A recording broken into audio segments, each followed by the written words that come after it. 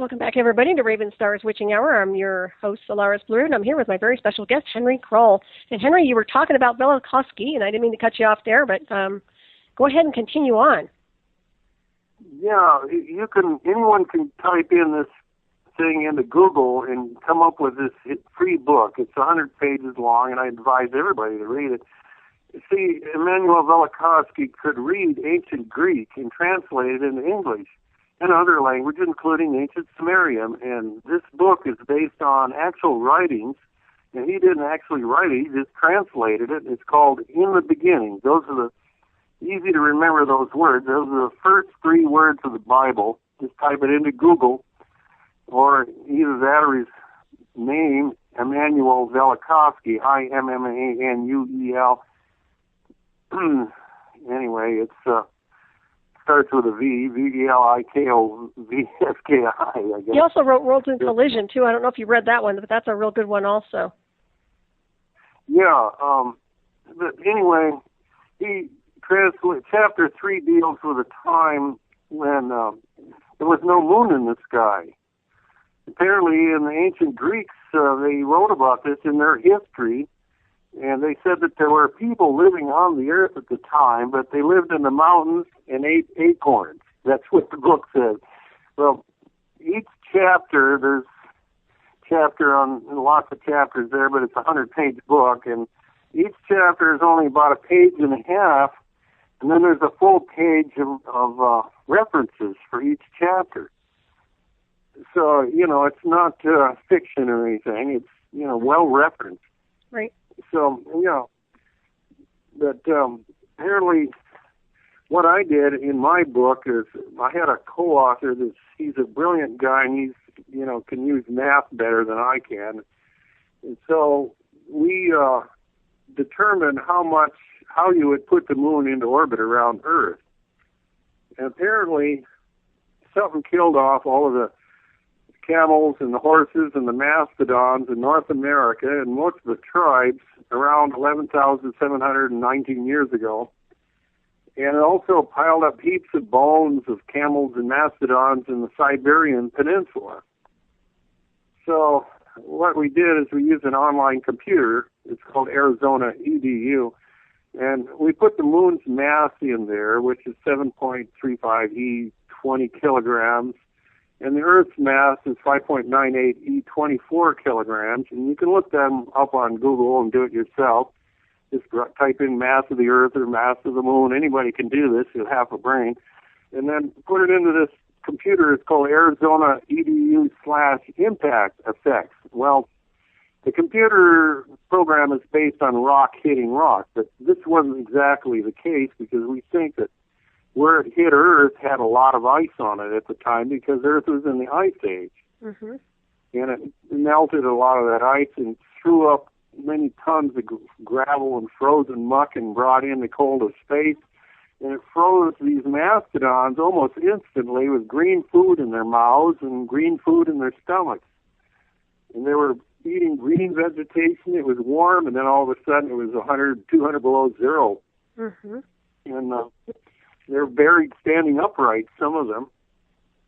They were built a highway to Alaska, the Alpine Highway. When they were building that, they came across several frozen mastodons. And rumor has it that they even fed it to their road crews.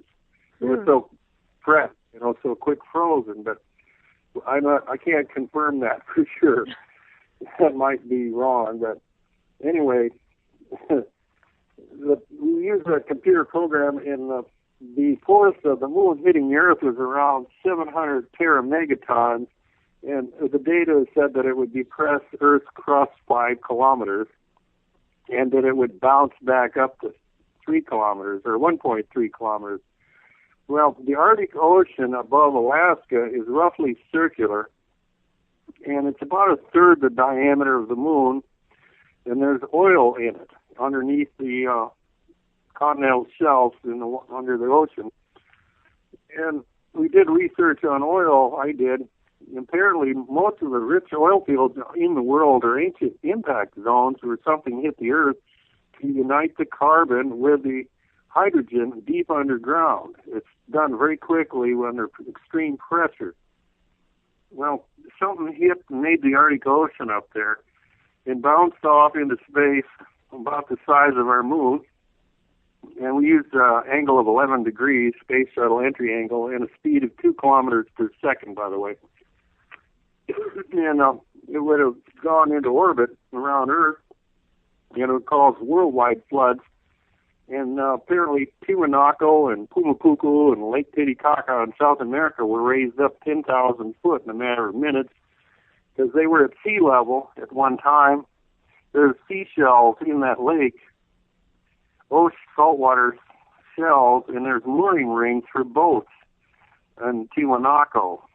And anyway, Antarctica, the continent, the entire continent was raised up several thousand feet, and it now has an average altitude of 7,500 feet. And that may be one of the reasons why it has so much ice on it, the continent of Antarctica. So all of this happened in about 10 minutes, 15 minutes. It caused worldwide floods. And that could have been Noah's flood. And people had advance warnings, and they built ships and tried to climb mountains, and, somebody warned them.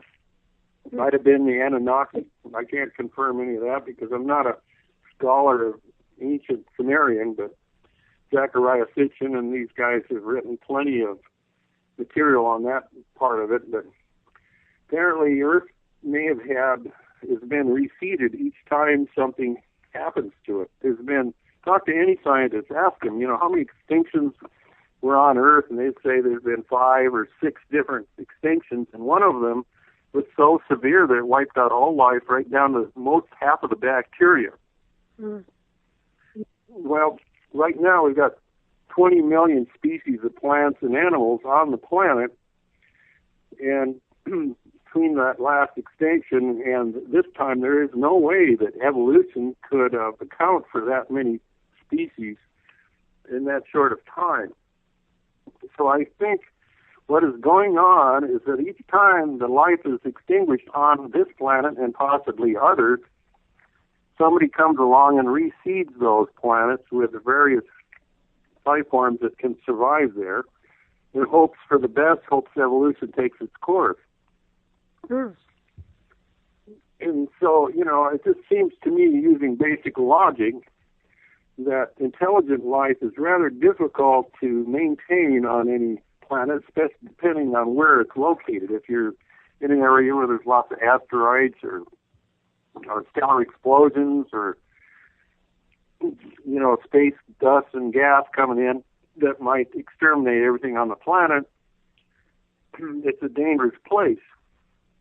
And now we've lost about 98% of our atmosphere on this planet, so we're in danger of incoming meteors, and they won't burn up as readily as if we had like a 60 psi atmosphere or 300 psi.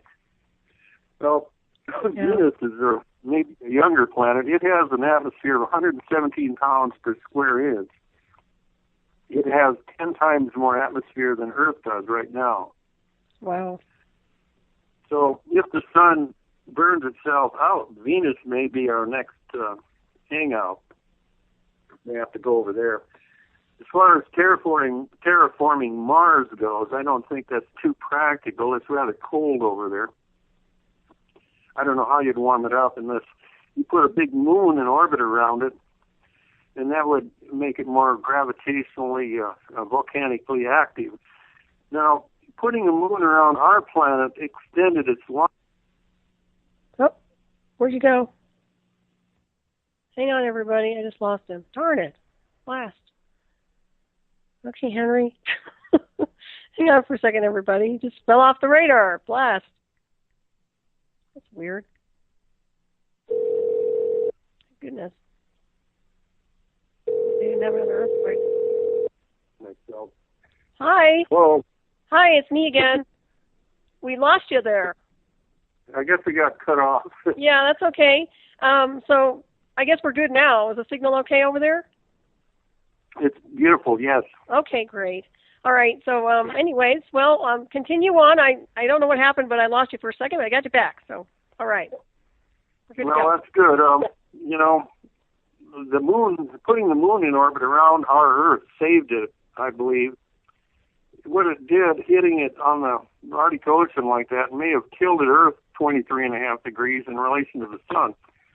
And apparently, our year was shorter in ancient times, and this shows up in the ancient calendars. Even Velikovsky talks about it, and other scientists. It may have been 360 days in a year, which is the same number of degrees in a circle. And that may be where the 360-degree circle came from. But now it's 365 days and a quarter.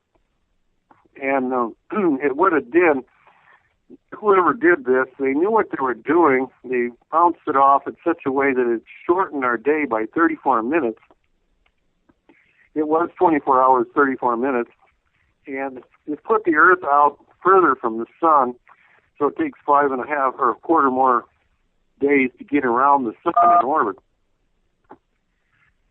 And this tilting the Earth thawed the ice caps back, because we're in this 105,000-year orbit around the Sirius system, and most of the Earth gets covered with ice during these ice ages. But by putting the moon in there, it did several beneficial things, many of them, in fact. It increases volcanism to replenish the atmosphere, for one thing, and releasing more CO2, and which can be used by plants to make oxygen and other plants in the ocean, plankton.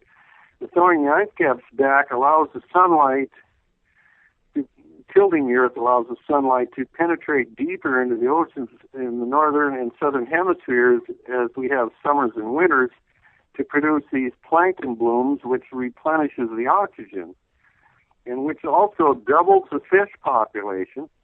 And then throwing the ice caps back doubles the arable land on the Earth, and also allows animals to migrate north and south. So there's a whole host of things, that the benefits that putting the moon up there did for us. And I put a lot of the astronomical records. It's all written down somewhere that astronomers see all these different things on the moon itself. It might be inhabited. According to some people, they say that they remote viewed the moon, and there's factories on there and slaves working there. Well, I've heard there are artifacts on there, although I haven't heard about the remote viewing aspect of it, but I've heard that, they're mentioning artifacts. Occasionally there's outgassing of fumes come out, and there's plumes of things that are seen by people on Earth with telescopes. Mm-hmm.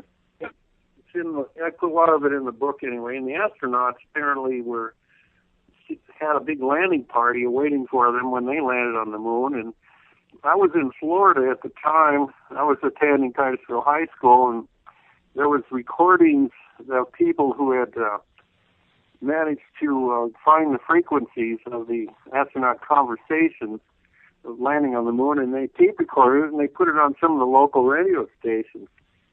Apparently, right over the hill there was a fleet of ships celebrating their landing of Armstrong on the moon. And they talked about it, but they won't mention it now, and, they want to keep us dumbed down as to the only intelligent race of things in the universe. Here on Earth, we're held captives, we're slaves from birth, basically. They put a red number on your birth certificate when you're born, and they give you your name, and they record that with the Bureau of Vital Statistics. And that's a box number. You can take that to your stockbroker and look it up to see how many millions of dollars you are worth. Yeah, I've heard that. That's annoying.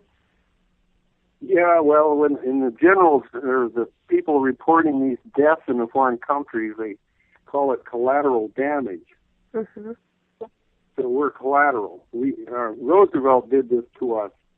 You see, they took us off the gold and silver standard, and they confiscated all the gold in 1934, 1933, and they put bonds on our heads.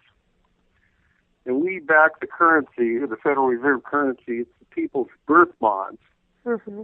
But I don't want to get into that. Well, I think we should cash in. We should all just cash in and get a couple $1 billion out of it a piece. What do you think? from what I have researching it, it has been done by some people. You know, they can redeem some of their birth bonds, but I don't know how dangerous it is to do that. That's quite interesting, nonetheless. Well, I might try it. I'll let you know what happens. But yeah, it's really interesting to see the manipulation that's been going on for a very long time, I must say. Well, we're manipulating from cradle to grave on this climate carbon stuff to the school curriculums to, you know, this so-called, you know, I grew up in a little town there, and we had to recite the Lord's Prayer every day before school would start, you know. Now we can't do that anymore. Mm-hmm. But then we'd have to pledge allegiance to the flag, the United States of America, you know, one nation and on it. We had to say all that, and then we'd get to sing Hail Columbia and a few other things. And then we finally get around to doing maybe some study there, but it wasn't much. And we always got the dregs for teachers because it's a remote village, you see. Mm-hmm. And they'd send these poor people down there, and they needed a job desperately, and we were all heathens at the time. We picked on our teachers, and we were bad. And I'm kind of writing a story about it now. It's about my brother mostly, and he only lived to age 28, but it's an interesting time in school. I'm putting it all down in the book. It's very personal. Anyway, we're getting ready for salmon season here now, and my wife is anxious to get over there and start checking the nets for holes. She mends the nets, and we've got grandkids coming up, and that's nice. One of my sons has been in Iraq for 14 years. He was in the Army 8 years, and then head of security for Fallujah for 6 years. Mm-hmm. And we've had many close calls, but now he's up here fishing in the summertime, and I'm glad to have him come up here. Oh, yeah, I'm sure. It's a lot of fun, you know. Yeah, so have things changed over there in Alaska? I mean, how's the pulse of the area itself, would you say? Is it more productive, or how's the economy? How's everything going? Well, we've been going through a depression as far as the oil revenues go because they're shipped a lot of equipment out of here to North Dakota because they've got that Baytown oil fields going there, and they've taken many, many truckloads of stuff for housing and different things down to North Dakota because, you know, the political climate up here hasn't been very good for the oil companies. And, of course, the weather makes it real difficult and expensive to drill for oil here. Our pipeline is running at a quarter capacity, and I don't know if it's going to run out of oil and they'll have to shut it down or not. It's already past its useful life expectancy because the steel in the thing will rush through from corrosion and the acids that are in the oil. It's over, 25 years old, and it may shut down, and they're trying to get a natural gas pipeline built, but there's really no market for it to speak of. We have a fertilizer plant here, Agrium, that makes fertilizer. They may activate that if they can get them enough cheap natural gas. It's owned by a Canadian company, Agrium. Mm-hmm. And then there's a lot of nasty stuff in the radium, makes radon gas, and it's one of the radioactive elements inside of planets. And drill pipe, after they get done using it, is extremely radioactive, and I didn't know that. I got 12,000 pounds of drill pipe, and I was building trailers out of it. And anyway, and they filter this radium out of the natural gas with filters before they can send it to your house to cook. So use it to heat your home with or to cook with. They'd be releasing radium particles into your home, radon gas, which causes cancer if they didn't filter that stuff out, right? Mm-hmm. And then they take those filters, and they're highly radioactive, and they have private contractors that handle them. And they're burying them in a private dump owned by the oil companies over behind the town of Kenai there. And a lot of people get breast cancer and other cancers over in that general area. It's kind of nasty stuff, Yeah. You know, I don't know what our energy sources should be. Mm-hmm. You know, one thing I recently came across here is according to this Wikipedia, you know, 1 ton of mined thorium can produce as much energy as 200 tons of mined uranium. Mm-hmm. Well, some of the thorium has a half-life. There are certain isotopes that are much less than uranium. So it might be a better fuel, and they think there's enough on Earth of this thorium within the crust of the Earth to keep us busy, you know, give us energy for the next 1,000 years, maybe even longer. One of them says 400 or 500 years, but maybe many thousands of years for nuclear waste produced today. It dilutes its dangerous radioactivity after about 400 to 500 years. Right. So they have to pay some bureaucrat to watch it for 500 years and hope nobody steals it and use it for terrorist activity. Mm-hmm. But anyway. Yeah, it's one mess after the other, I swear. Well, we definitely need an alternative and something quick, I would say. But you know, you said you did work on the Ionosphere Research burst transmitter. Is that correct, at Fairbanks? Well, I was just a kid at the time. I didn't really know what I was doing. And nobody really knew what that transmitter was for, you see. They wouldn't tell us.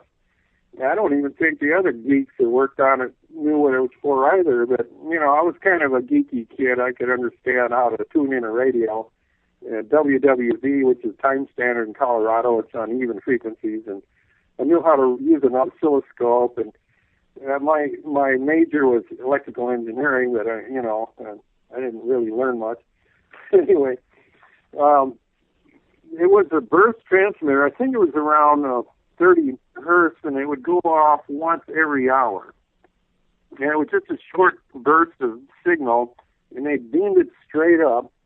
And then we had a oscilloscope that would record the burst. It had a little blip on it, and then there would be another blip showed up next to it as the signal was received back from the ionosphere. A fraction of a second later. And they had a 35 millimeter camera with 24 exposure film in there mounted over the top of the oscilloscope. And it would take us a picture every time this burst transmitter would go off. And it was just my job to set the time standard and to take that roll of film out at the end of the day around midnight, put it in an envelope and send it to some obscure address in Virginia. And they had this thing operating for decades, couple of decades.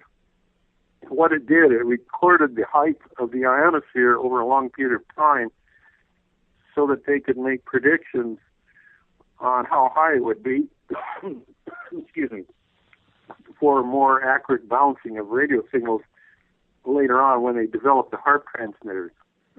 Over long range. They could use the ionosphere as a tennis table, sort of like ping pong, to bounce radio signals further around the Earth. Right. So anyway, the time standard was a grandfather clock with the hour hand removed. And we had the minute hand that would go around once every hour, and they had a copper leaf soldered to that. And it would make contact at the top of the clock and set off a relay, and that would turn the transmitter on. It was my job sort of just to make sure that it went off within a few seconds. It was 3 or 4 seconds late. You'd grab the pendulum and swing it back and forth really quick for 3 or 4 times. And if it was way late, then you could adjust a little counterweight on the end of the pendulum. And then we had to pull the chains to make this thing operate. It had weights to make the grandfather clock work. So the whole thing was really haywire Mickey Mouse equipment. It wasn't anything fancy. It was all homemade, you know. Yeah, apparently it did the job. It just to monitor the height of the ionosphere, and they had some engineers put it together. And I was only 20 years old at the time, and I didn't know what it was for even. Right. But I understood radio. It's quite interesting. So what's your impression of Harp? I mean, what's your take on the Harp? I know a lot of people find it to be kind of an insidious design, and it's what is your take on that? I've read quite a bit about it. I still don't understand how it all works. You know, Nick Bagage up there in Anchorage is the expert on it. He's written books on it. But apparently the U.S. Navy can use it to communicate with submarines around the world and other things. You know, right. When I was, it can possibly have a network of satellites also that they can beam information back and forth to, and they can have ground-penetrating radar to locate bunkers buried underground. Some of the things you hear, I don't know this for sure. I can't confirm any of this. They might even have some sort of death ray there too to target things. Right. I don't really know, you know. I know when Tesla, they made a lot of fun of Tesla, but some of it's based on his research. He talked about a weapon of infinite amplitude. You take a short duration pulse, it doesn't require lots of power, and if you can increase the amplitude enough, you can do nasty things with it. Yeah, I agree. He's quite the genius, actually. Yeah, he's underplayed a lot these days. Well, I think people are awakened to him now, but back in the older days, it seemed like they didn't give him the credit he deserved. So. Well, I'm still reading about him, and learning a few things now and then. My son is sitting here. He's a real genius too. There, he's got expert in several computer languages, and he's got degrees in information technology and bachelor's degrees and stuff. He put his trailer in a higher dimension. For real. I mean, he used a capacitor on a military desk, and he had a little rabbit ear TV antenna on this 30-foot trailer, and he put it up there and turned this device on, and over a period of a few minutes, the whole trailer glowed blue. It was, the outside was insulated from the ground with rubber tires, and it was ionizing the air around the trailer, apparently. That's pretty cool. Stuff. Yeah, well, they discovered there were three guys. My other son was in there and another guy, and they discovered you could move small objects with their minds while in this environment. Sweet. That's awesome. Then he discovered he could move the cursor on his computer screen around by thinking about it. Are you serious? Yeah, and they were moving paper clips and pencils and stuff in this environment. See, the whole trailer's, the orbits of every atom in that trailer, including their bodies, were filled with electrons. They're in this high potential state of charge. More, what is it, negative or positive? Earth is a negative charge. Anyway, some of our flying saucers that our military's been using since the 40s or 50s anyway, they use large capacitors underneath. They're made of copper beads, and they're pie-shaped, and they got layers of these pie-shaped copper beads, and they're round, and they're insulated with resin so they don't touch one another. But beads, each one of those plates could have the surface area of maybe several football fields, and electrons flow on the surface of copper wires. That's why you use stranded wires on your appliances, because they can handle more electricity without burning up. So anyway, these things will charge up negatively, and then negative charges repel negative charges. You see, like charges repel. So they got enough of these plates under there, they repel gravity, and they can fly around. But then they've got other means of dimensional travel somehow or another, magnetic, hydromagnetic, whatever they call it. MSD, whatever. Anyway, I want to go visit. I want to see that. I want to see that trailer. That's awesome. Yeah. Well, he tried an experiment, a thought experiment. Apparently, it has a horrible effect on our world. When you're in that world, you can manipulate our world very easily with just thinking about it. You have godlike powers in that environment. So it scared him so badly, he tore it apart. And never tried it again. But what year was this? we have the technology there. We could Well, create world peace, or doing good things with it. I was going to say you might be able to change the world for the better with that. You might want to hang on to that and keep it under the radar if you can. Here we are on radio talking about it, but hey. Yeah. Do you see a lot of UFOs there, man-made or other? I don't recall seeing anything. Well, I've seen a couple things, but they're way off in the distance. I don't know what they were. Maybe moving along pretty fast. And I saw some UFOs that were way high altitude playing tag down in Arizona when I was camped out in the hills down there. I had a pickup truck. We were prospecting, and but I'm sure a lot of people have seen UFOs. There's millions and millions of sightings, and some even visited the people in them and been taken up into UFOs. There's plenty of records on that. Even in the Bible, it talks about it in 2 or 3 different places where people have been taken up and shown the earth and gone other places. Mm-hmm. Yeah. And I think Serpo is a reality. You ever look at Serpo? Mm-mm. Well, just type SERPO. Just type it into Google. Apparently, we sent 12 astronauts to the planet Serpo via the Gray's saucer, and they took us out to their boondock planet, about 60 light years distance, called Serpo. There were supposedly 10 men and 2 women. And I guess the women died over there, and it took them 6 months or 9 months to get there. And it's 60 light years distance. So they were either warping space somehow or traveling faster than the speed of light. And they stayed there 10 years, and then they came back, and they had volumes and volumes of material that they reported, and they kept records and took a lot of photographs. There was only 500,000 people living on this planet. It's smaller than Earth, and it's very hot and very dry. They had one ocean, and there isn't a lot of water there. And they were allowed to carry a pistol. I guess one of them shot a snake-like thing up near the northern part of the planet, and they didn't like that very well.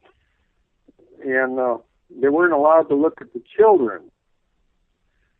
But it's I think it was real because it makes sense that they wouldn't take us to a largely inhabited planet because we might develop the technology to go there and wipe them out.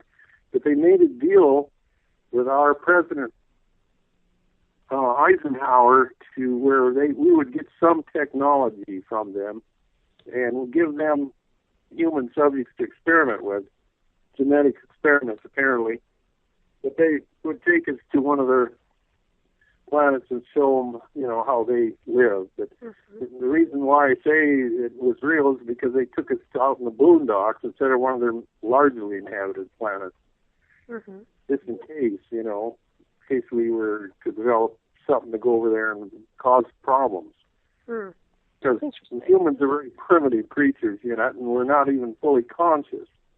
Yeah, there's definitely a lot of primitive behavior on this planet, without a doubt. So do you think we're heading towards a mini ice age? What's your impression of this?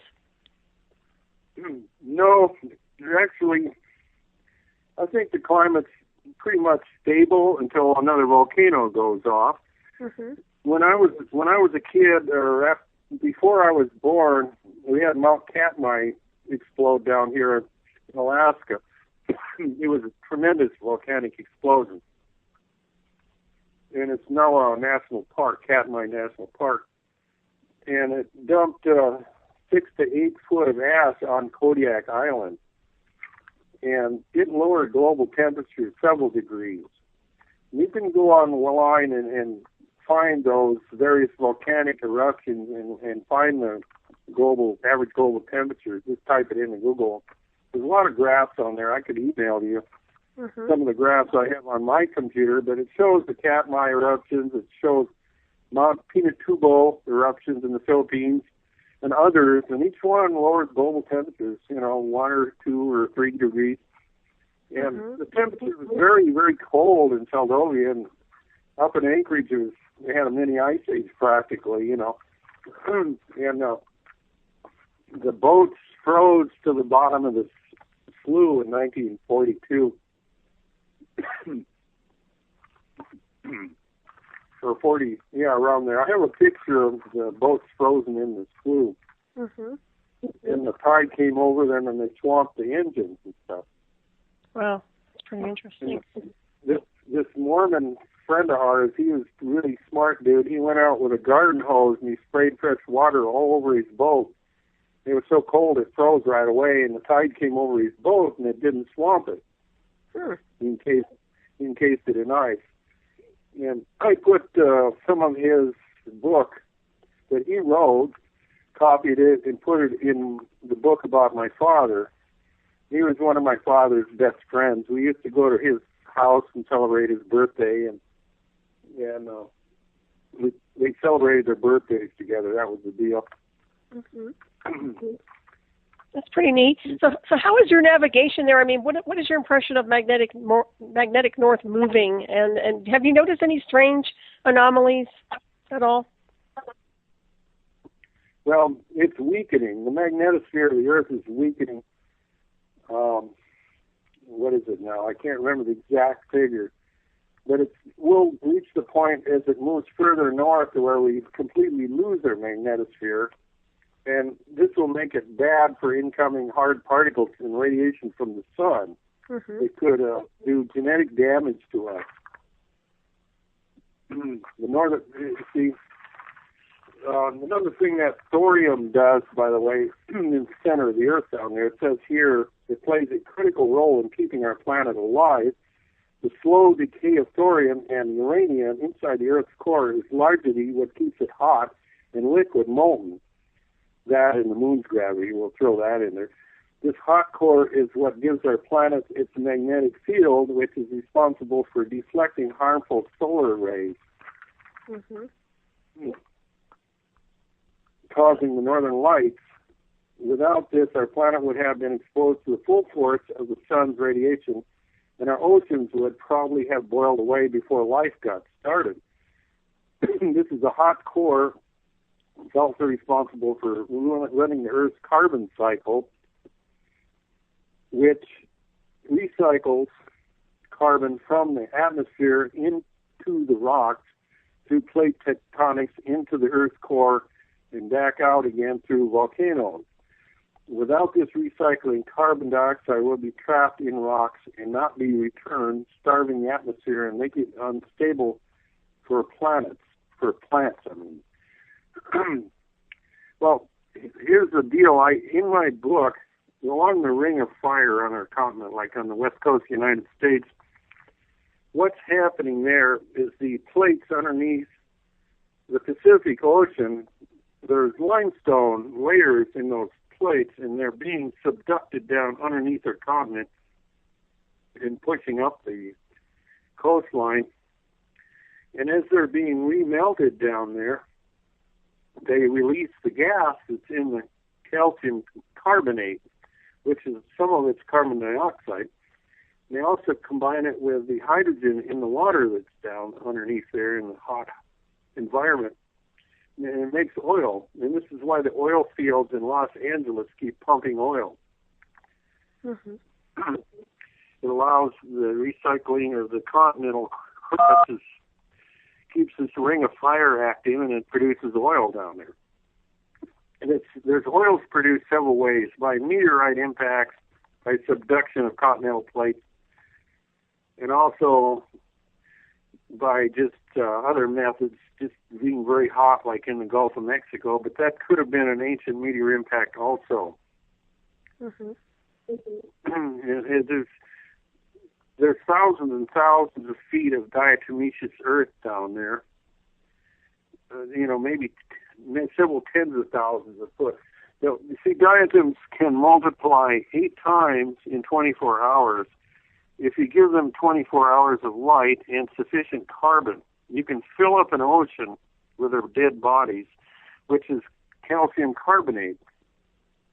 You got to have the carbon in the water, and you got to have the light in the right frequency.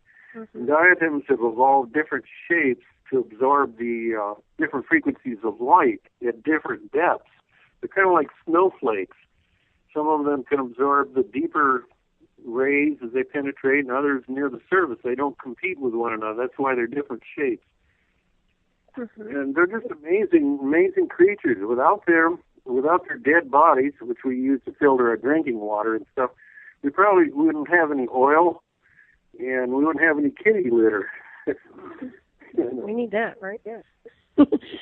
You do a lot of, obviously you've done a lot of fishing and you're familiar with the oceans. So what is your impression of the oceans of the day? Do you think they're dying? I've heard a lot of people say that the oceans are dying.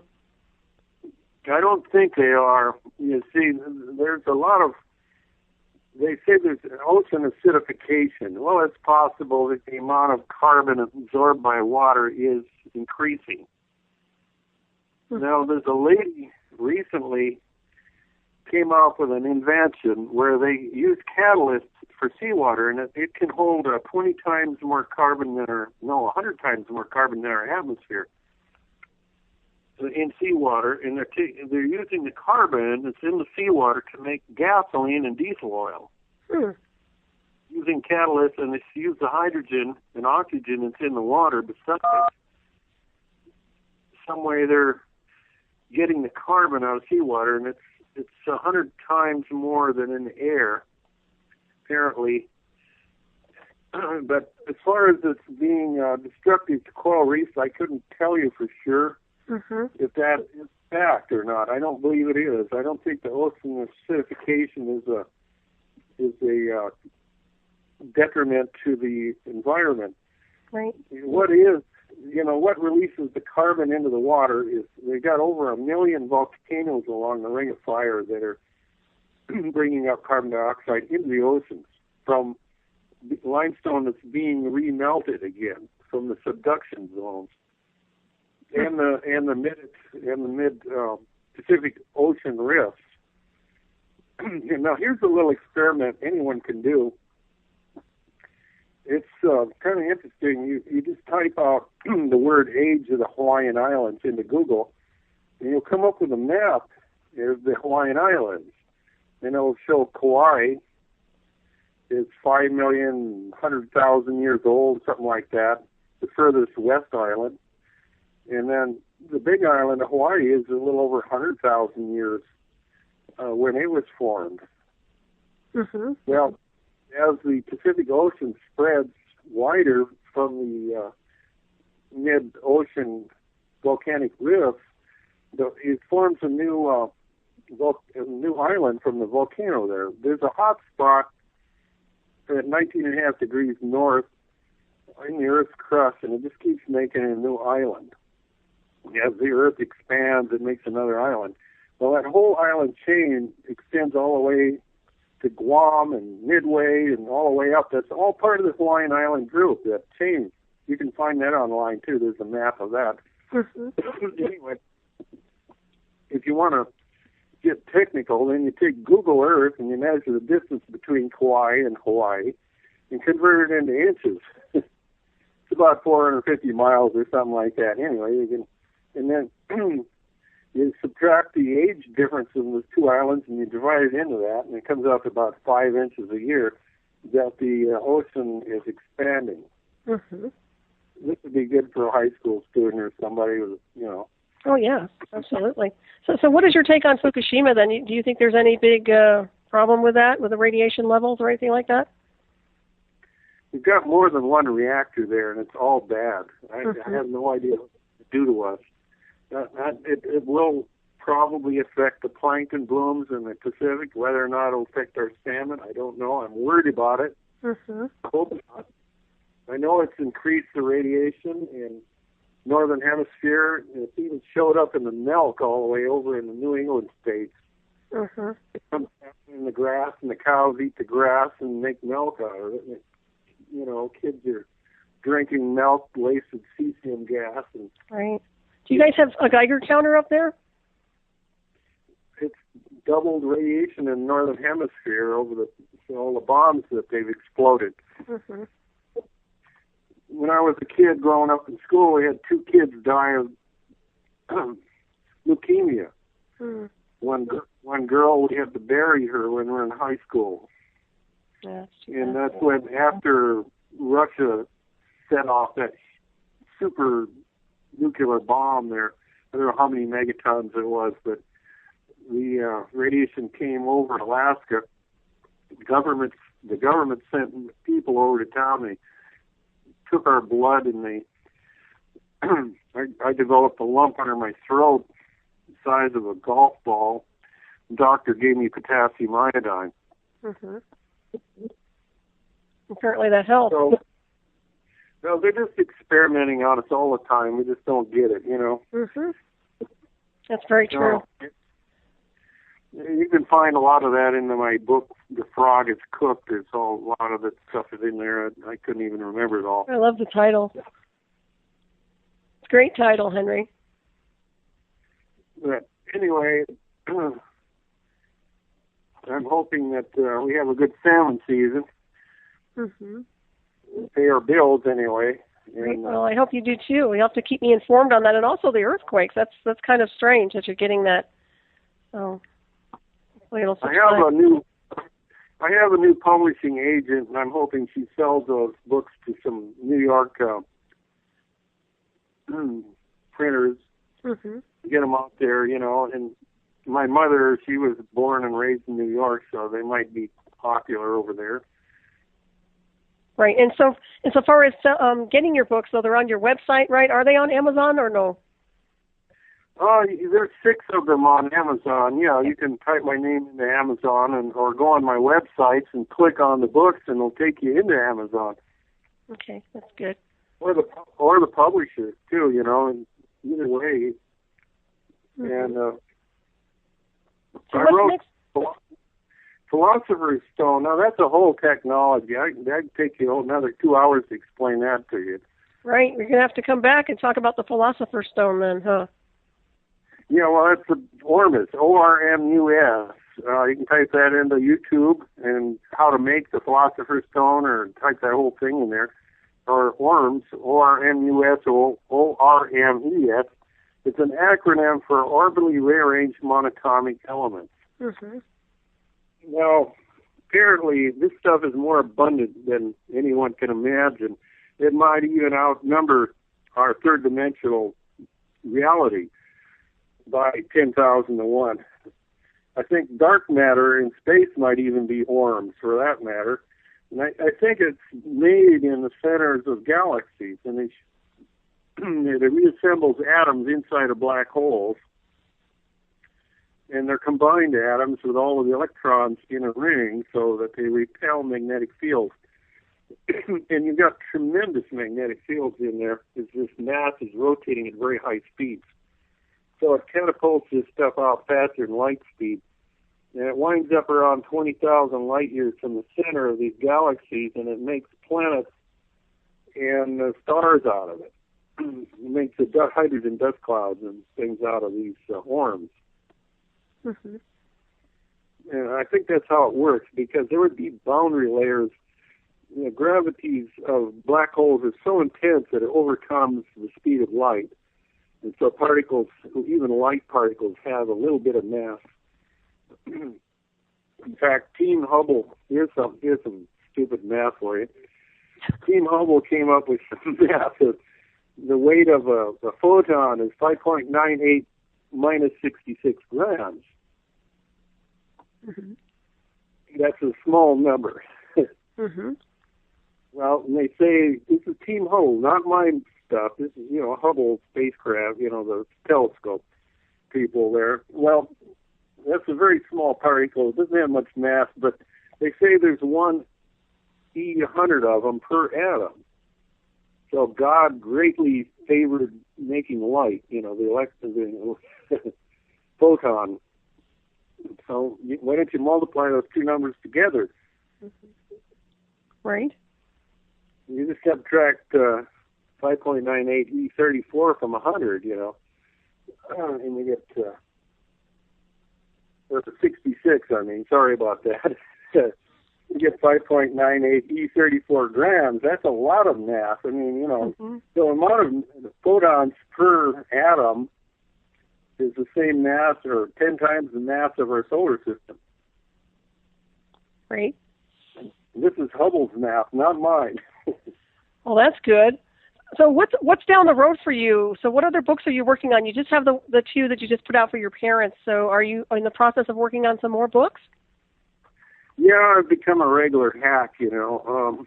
I was writing this one on my brother, and then after that I may write one on what we did when we were commercial fishing for king crab and all of the things that went on. There's a lot of strange things went on. We had rogue waves, and we had just crazy stuff happen, you know. Mm-hmm. I saved all of the chart recordings. Whenever I got lots of crab, I take a knife and I would cut the paper off my chart recorder. I had one of those big chart recorders about 16 inches long and it's about a foot high. And I saved all those papers, and I got old logs so that I can copy those and put them in the books. And you can see balls of crab down there. Apparently, those king crab are very strange, giant spider creatures, you know, and who knows how old they are. Mm-hmm. Maybe they're a billion years old, for all we know. And they travel in teardrop-shaped schools. And the big ones are out in front, and the females and the little kids hang out behind, you know. And you can tell they're very depth sensitive, so they follow the contours on the ocean bottom. And they can ball up in schools that are up to 2 feet deep. You know, all the males bunched together, kind of a gay thing, and the big balls of crab. And it shows up on the depth sounders. You know, you can see that they're almost 2 fathoms tall, these balls of crab, when they're not moving. Hmm. And what they're doing, I have no idea. But anyway, the females get fertilized because there's so much sperm in the water themselves that all of the hundreds of eggs on a female crab get fertilized without even, you know, being near the males. Mm-hmm. And they're kind of like a chicken. You can see the little black dot form on the egg itself, so you know they've been fertilized.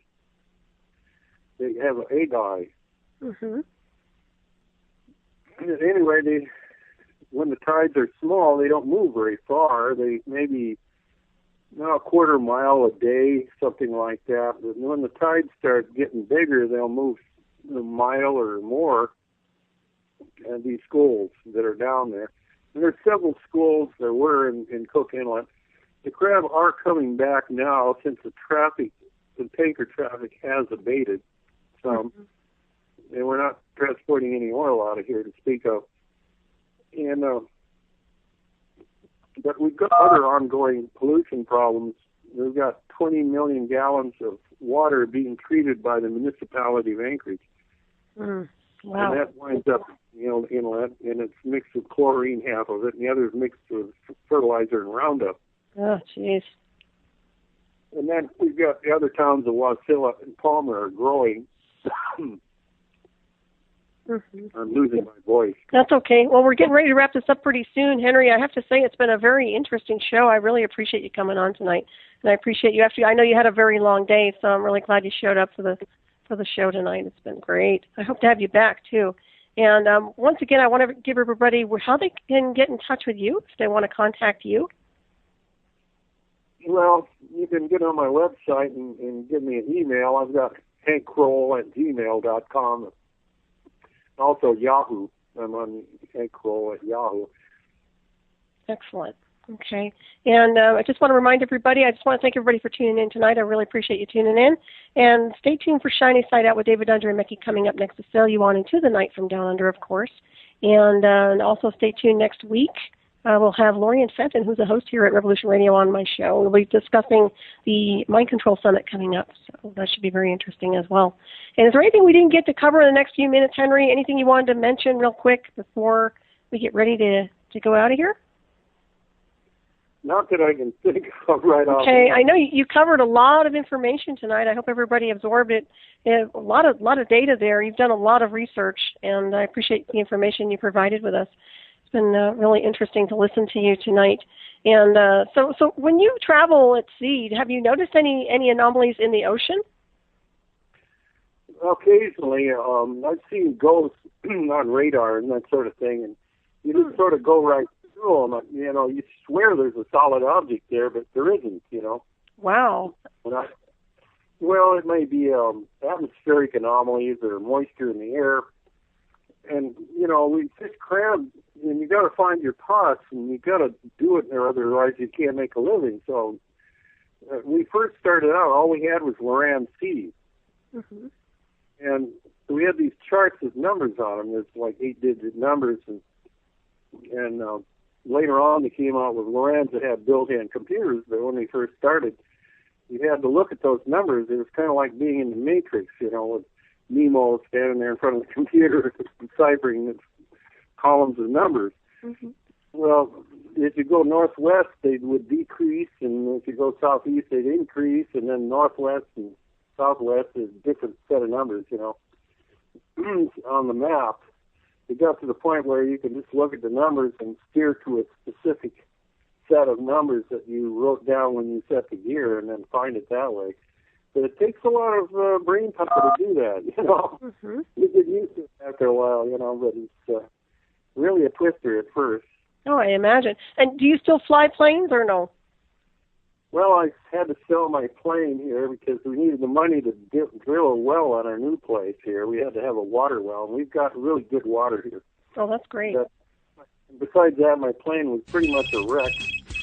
Okay, and we're out of time here. Henry, thank you so much for joining us tonight. It's been a pleasure to have you on. Hope everybody enjoyed the show. Everybody, thanks for tuning in, and I will see you next week. Well, thank you for having me on. Bye. My pleasure, Henry. Take care.